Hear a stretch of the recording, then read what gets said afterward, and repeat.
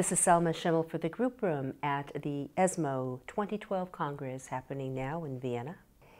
Is PSA and a rising PSA the best marker for late-stage diagnosis? I think it's one of the markers.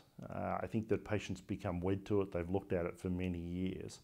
And I think PSA is one indicator. We'd rather for the PSA to go down than go up. That's usually the case. But increasingly what we're seeing is a large group of patients that have relatively stable PSA. And what I mean by that is a rise of not more than, say, 5 or 10% per time. And we have, with the newer drugs, for example, abiraterone and other generation drugs in that group, such as TAK-700, a situation where your PSA can be slowly rising for a long time, more than a year, and you don't have progressive disease on scan. So one PSA reading does not a summer swallow make.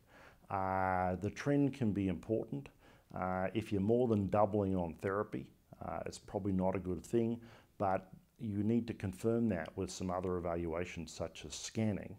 Also we use some things as game breakers now. So circulating tumour cells are often game breakers, and we'll do them periodically. We don't do them very often because we don't know the right interval for people who are relatively stable.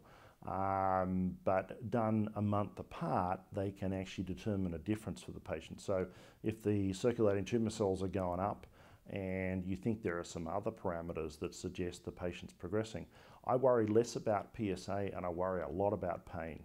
If I have a patient who's in pain, they're the ones that make me restless, and I sort of roll over at night until it sort of, until it settles down or we get it under control. And I think we're doing better in that area.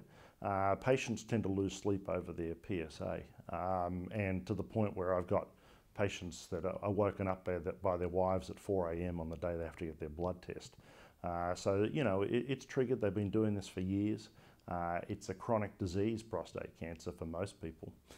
So it's natural. We do need to get better markers, and I just encourage patients who are looking at this to be aware of that and to try and look for trials, and if they're offered trials of giving a little bit of extra blood or whatever it is, to try and help with that. Well, PSA is very popular, as you have pointed out, and it is very popular for screening, for primary diagnosis, and in this field it is very helpful, of course. In patients being castration resistant, those patients who progress on androgen deprivation therapy, and especially in those patients after chemotherapy at a later disease stage, PSA has shown to be not that helpful as in the beginning of the disease, because disease changes, and disease is dependent on the androgen receptor on the one hand. On the other hand, there is disease that does not respond that well to certain treatments, and PSA, for example, does not show a response, or PSA progression does not show that the patient is really progressing with symptoms. So for the evaluation of our drugs, PSA has become a sort of problems in this late stage. And in addition, those new drugs like abiraterone or enzalutamide have shown also PSA flares, sort of false PSA rises that do not reflect a progression of disease.